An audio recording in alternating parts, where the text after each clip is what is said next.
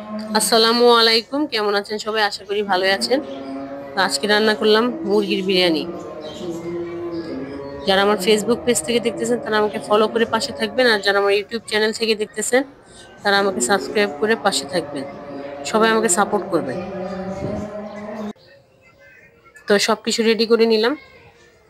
আজকে আমার বোন আসবে, তাই বিরিয়ানি রান্না করতেছি। আমার বোনকে আমার আম্মু পাঠাইতেছে। আমার ছেলের পরীক্ষা শেষ হইলে আমাদের বাসায় যাব, ওর সাথে একসাথে যাব। তো সবকিছু নিয়ে নিলাম।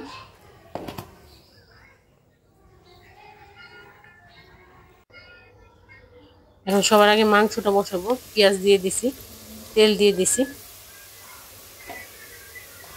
এখন পেঁয়াজ বাটাটা দিব,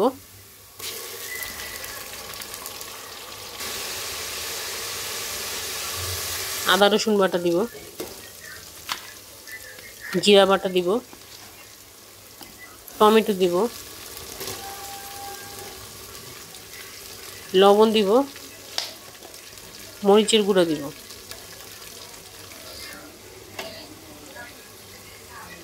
তেজপাতা, এলাচ, দারচিনি দিলাম। এখন বিরিয়ানির যে মশলাটা ওইটা পরিমাণ মতো দিয়ে দিব। অল্প একটু পানি দিব, টক দই দিয়ে দিব। এখানে 1 কাপের মতো টক দই আছে। বাদাম বাটা দিয়ে দিলাম, টমেটো সস দিব,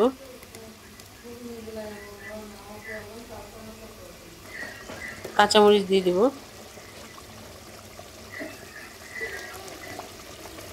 এখন মাংসগুলো দিব, দিয়ে ভালো করে কষাবো।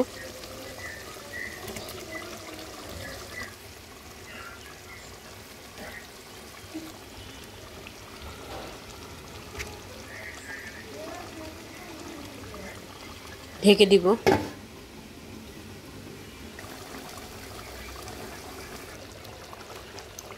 আলু দিয়ে দিব, নতুন আলু নিয়েছি, এগুলো ছোট ছোট সাইজের গুলো।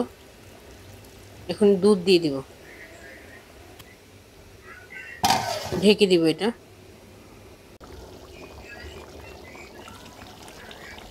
হয়ে গেছে, মাংসটা নামিয়ে নিব। এখন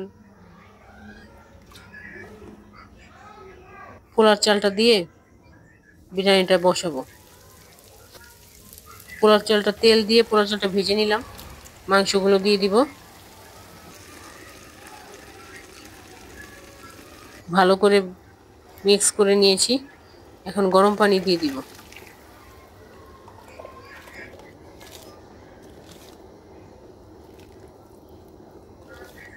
লবণ দিব পরিমাণ মতো। এটা পোলাওয়ের জন্য দিব। মাংসেরটা তো দিয়েছি। কাঁচামরিচ দিয়ে দিব, ঢেকে দিব।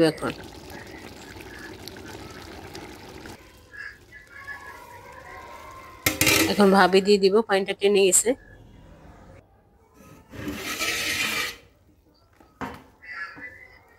নেড়ে চেড়ে দিব একটু পর পর।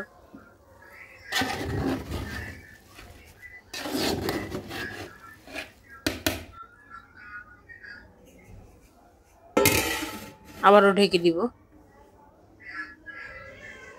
এভাবে দমে রেখে তারপরে নামিয়ে নিব হয়ে গেলে। তো ভালো থাকবেন সবাই। আসসালামু আলাইকুম।